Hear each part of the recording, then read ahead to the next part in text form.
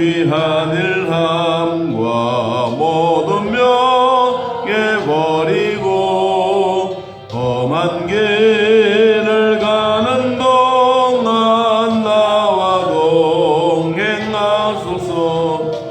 주께로 가까이 주께로 가오니 나의 갈 길 나가도록 나와 동행하소서. 어두운 골짝 지나가며 험한 바다 건너서 천국 문에 이르도록 나와 동행하소서. 주께로 가까이 주께로 가오니 나의 갈 길 나가도록 나와 동행하소서.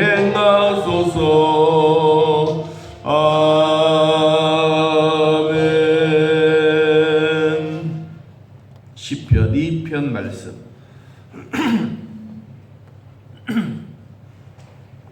시편 2편 1절에서 6절.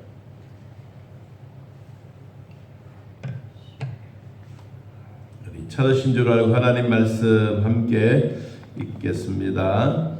어찌하여 이방 나라들이 분노하며 민족들이 헛된 일을 꾸미는가. 세상의 군왕들이 나서며 관원들이 서로 꾀하여 여호와와 그의 기름 부음 받은 자를 대적하며 우리가 그들의 맨 것을 끊고 그의 결박을 벗어버리자 하는도다. 하늘에 계신 이가 웃음이여 주께서 그들을 비웃으시로다. 그때에 분을 발하며 진노하사 그들을 놀라게 하여 이르시기를 내가 나의 왕을 내 거룩한 산 시온에 세웠다 하시리로다. 아멘. 시편 1편도 다윗의 시, 또 2편도 누가 지었다라는 말은 없지만 모든 학자들이 다윗이 기록한 시다라고 이야기를 합니다. 왜냐하면 이 다윗이 이 시편에 대한 내용이 한 90% 이상이 다윗이 기록한 찬양 시이기 때문에 그렇습니다. 우리가 시편이라고 하는 말을 우리는 찬양의 책이다라고 어제 말씀드렸습니다. 마찬가지로 힘들고 지쳐 있을 때 그리스도께서 나에게 오셔서 나를 구원과 기도 응답해 주심에 대한 다윗의 신앙 고백이 담겨져 있는 내용이 오늘 2편입니다. 2편의 시작은 이렇게 시작합니다. 어찌하여 이방 나라들이 분노하는가? 민족들이 왜 헛된 일을 꾸미고 있는가? 이 말입니다. 어찌하여 의심하는 것이죠. 어떤 의심을 가지느냐? 좌절감에 있을 때 이러한 의심들이 일어납니다. 또 시인이 이러한 놀라운 표정을 가지고 있는 이 모습을 보면 주변에 있는 나라들, 이방 나라들이 예루살렘 왕 메시아를 침입하고 그리고 항의하고 또 이들을 향해서 주변에 있는 나라들이 연합해서 한 왕을 공격해 오고 있는 이러한 일들을 보고 어찌하여 이방에 있는 나라들이 분노, 여기에 분노하다란 이 말은 소란을 내다.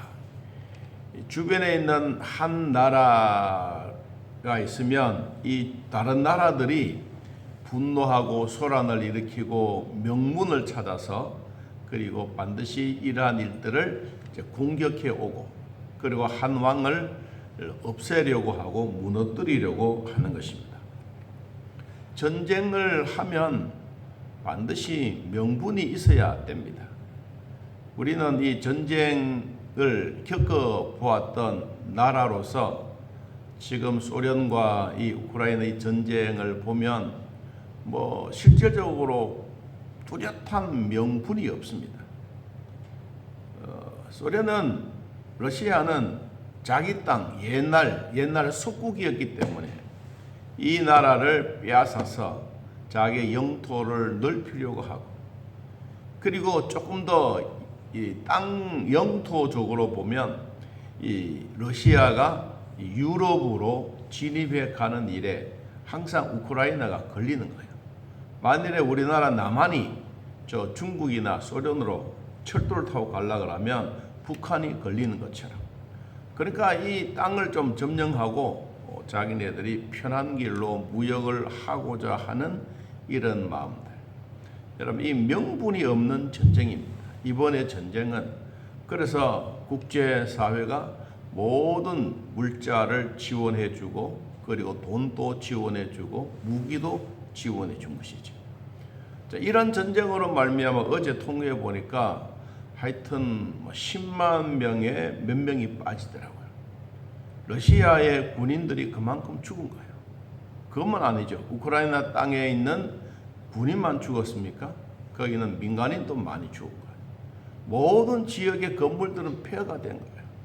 우리나라도 전쟁을 겪어봤던 대한민국으로서 보면 참 마음이 안타까워요.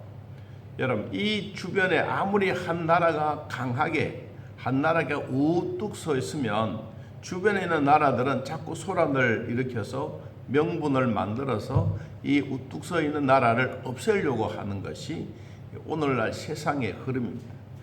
다윗도 자기가 다윗 왕국을 설립하고 하나님 제일주의로 섬기고 있는 이때 주변에 있는 나라들이 분노하는 거예요.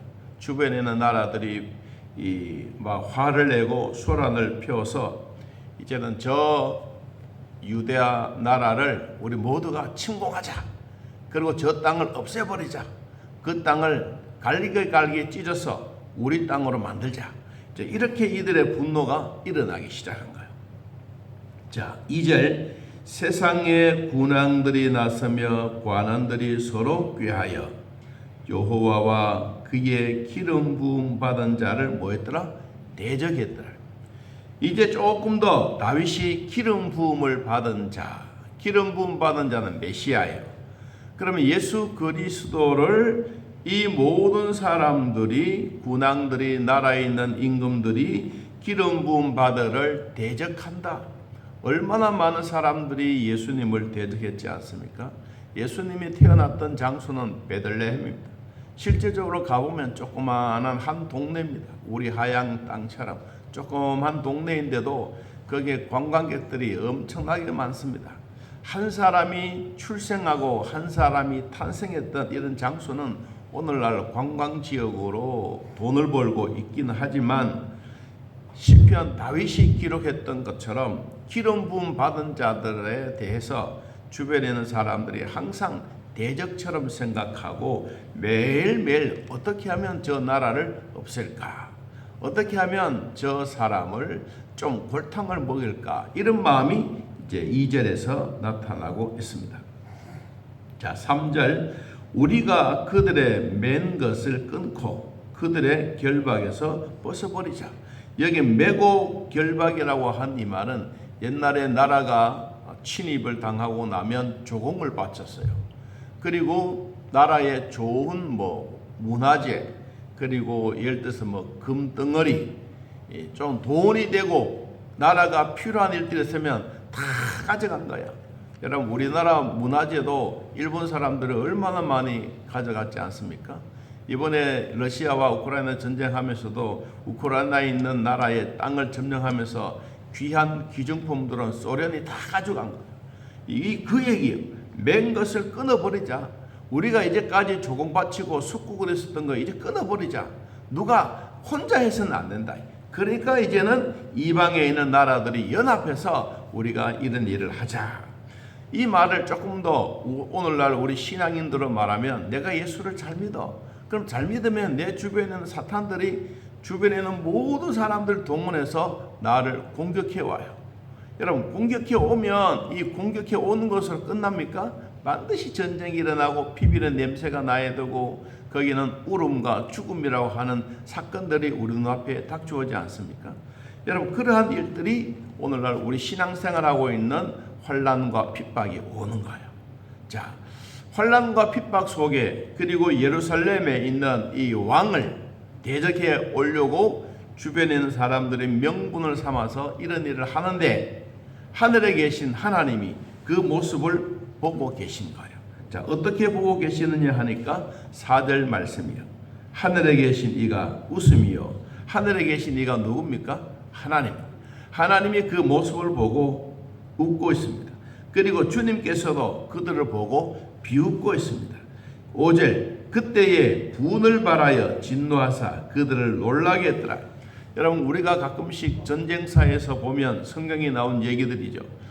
18만 5천 명들이 막 포위하고 예루살렘을 공격해 오고 있는데 아무리 생각해도 자기네끼리는 해결할 수가 없어요. 그러니까 하나님이 그 모습을 위해서 본 거예요. 그때마다 나라에 있는 왕들은 하나님 앞에 기도합니다. 나라가 살고 백성들이 평안하게 해 주십시오. 이렇게 기도하고 하나님의 성전에서 기도하니 하룻밤 사이에 18만 5천 명이 무슨 사건인지 모르게 시체로 싹 변하는 거예요.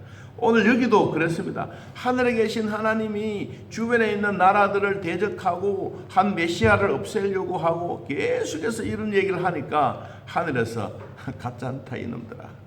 진짜 전쟁과 위기는 누구에게 있는데 너희들이 그런 얘기를 하느냐라고 하는 거예요. 6절 내가 나의 왕을 내 거룩한 산 시온에 세웠다.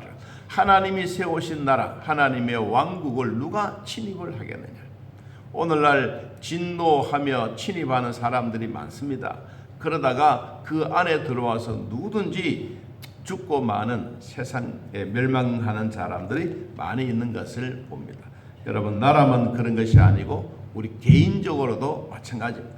오늘 메시아의 왕국을 설립되어지는 이 하나님의 엄청난 거룩한 시온산과 성이 있으면 이 주변에 있는 모든 사람들은 저것을 좀 없애려고 하는, 다시 말하면 예수 믿는 사람이 있으면 어떻든 골탕을 먹이려고 하는, 여러분 이러한 일이 우리 주변에 질비합니다. 우리는 그것을 보고도 모른 척하고 살아서 그렇지 하나하나 다 따지면요 우리 세상 살기가 너무도 어려울 것입니다. 자, 하늘에 계신 하나님이 그런 상황을 다 보고 계시면서 오늘도 저와 여러분들을 사랑하고 있는 줄로 믿습니다. 자, 7절 내가 여호와의 명령을 전하노라. 여호와께서 내게 이르시되 너는 내 아들이라. 오늘 내가 너를 낳았도다. 내게 구하라. 내가 이방 나라를 내 유업으로 주리니 내 소유가 땅끝까지 이르리라. 우리는 이 내용을 읽어보면 예수 그리스도는 우리의 기업입니다. 우리의 기업은 예수님입니다. 예수님의 나라, 하나님의 나라, 천국에 대해서 하나님은 절대로 천국을 침노하지 못하도록 불성각으로 막아주고 계세요. 우리의 개인의 심정 속에서도 힘들고 어려울 때 주님은 우리에게 찾아오셨어요. 그리고 위로해 주셨어요. 우리가 오늘 이 가사 내용이 너는 내 아들이라 오늘 내가 너를 낳았도다. 우리는 이 복음성가 찬송의 가사예요. 가사인데 힘들고 지쳐 낭망하고 넘어져 일어날 힘이 전혀 없을 때 조용히 다가와 손잡아 주시며 나에게 말씀하시네. 나에게 실망하며 내 자신 연약해서 고통 속에 눈물 흘릴 때에 못자국 난 그 손길 눈물 닦아주시며 나에게 말씀하시네. 너는 내 아들이라 오늘날 내가 너를 낳았도다. 우리는 그냥 이 찬송을 부를 때 단순하게 부를 수 있겠지만은 이 곡을 썼던 사람은 이 시편 2편에 대한 이야기를 얼마나 많이 읽었겠죠. 읽고 또 읽고 그때 그 상황을 힘들고 지쳐 낭망하고 넘어져 있을 때 주님이 일어나라고 말씀하시고 주님이 조용히 손잡고 일어날 것을 기대하고 소망하는 그런 마음으로 너는 내 아들이라 오늘날 내가 너를 낳았도다. 너는 내 아들이라, 나의 사랑하는 내 아들이라. 여러분, 이런 고백을 드린 것처럼 우리들에게도 오늘 주님이 내 아들 누굽니까? 예수님. 예수님의 손잡고 걸어가기를 원하고 계십니다. 힘들고 낭망하고 지쳐있고 넘어져 있더라도 주님은 손을 내밀어 우리를 일으켜 주시고, 그리고 앞으로 한 걸음 한 걸음 나아가고 있습니다. 우리가 눈물 흘리고 나갈 때마다 주님은 피 부는 손으로 우리의 눈물을 닦아 주십니다. 그리고 너는 내 아들이다. 예수 그리스도를 의미해 주기도 하지만 너는 내 아들이라. 오늘날 하나님의 자녀들이 예수 그리스도 안에 있는 이 모습을 보고 오늘날 내가 너를 낳은 내 자식이다. 주님이 오늘 또 그 말씀을 하고 있습니다. 자, 9절. 네가 철장으로 그들을 깨뜨리며 질그릇같이 부수리로다. 주님이 갇혀져 있는 수많은 영혼들을 깨뜨려 버리시고 다시 우리에게 힘과 용기를 주시고 너는 내 아들이다. 너는 내 하나님의 가족이다. 너는 내 자식이다. 오늘 또 우리에게 이렇게 말씀하고 계신 주님을 의지하고 따라가기를 진심으로 축복합니다. 자, 오늘 마지막으로 12절 말씀, 12절. 그의 아들에게 입맞추라. 그렇지 아니하면 진노하심으로 너희가 길에서 망하리니 그의 진노가 급하심이라.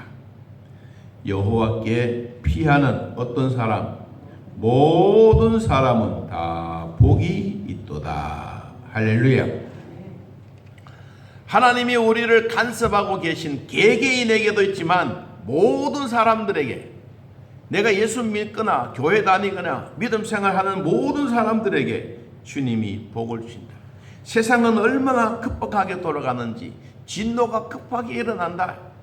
이럴 때에도 주님은 우리에게 복을 주신다. 여러분, 그래서 이 한 달에 한 번 예배 드리게 한 것이 아니고 일주일에 한 번씩 우리는 대예배라고 하는 주일 예배를 드리는 것이죠. 여러분, 따지고 보면 북한 사람들보다가 남한에 있는 기독교인들은 훨씬 더 성경 사상에 뭐라 그럴까, 더 우뚝 서 있습니다. 그들은 세뇌교육 시키고 북한 사람들은 그런 일을 하더라도 우리는 교회에서는 매 새벽마다 드리고 기도하고, 여러분, 이런 시간들은 북한에서 세뇌교육하는 시간보다가 훨씬 더 많습니다. 그래서 북한에 있는 사람들이 그들이 가지고 있는 10계명이 있는데 네 번째 계명이 뭐냐? 남한의 기독교를 없애라. 기독교를 없애라. 이게 북한 사람들이 우리를 향하여 이야기하고 있는 것입니다. 여러분, 왜 기독교를 없애야 합니까? 자기들보다 교육도, 자기들보다 사상도, 자기들보다 매일매일 하나님 앞에 기도하는 시간이 훨씬 많기 때문에 그렇습니다. 지난 시간에도 말씀드렸습니다마는 탈북자들이 우리나라에 참 많습니다. 43,000여 명이. 넘어올 때 그냥 넘어오지 않습니다. 다 자기들 나름대로 고통과 어려움이 있고 배가 고파서 오고. 요사이 그 백두산 TV라고 하는 유튜버가 있어요. 백두산 TV.